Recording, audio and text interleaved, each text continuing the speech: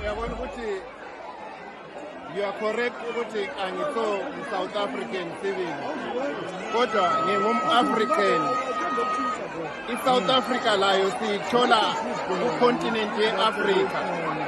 So lapha nxa sijabulela elinye ilizwe lase-Afrika eliwine into enjenge-World Cup ye-Rugby. Ngoba thina vele abantu be-Afrika sikhangelelwa phansi. So lapha silande ukuthi sizojabulela elinye ilizwe lase-Afrika esilibona lichaya amazwe ayiwo kuthiwa zintshantshu zangikhona ze-rugby, o-New Zealand labo-England bonke ama-European countries, o-Romania sabachaya 79-0.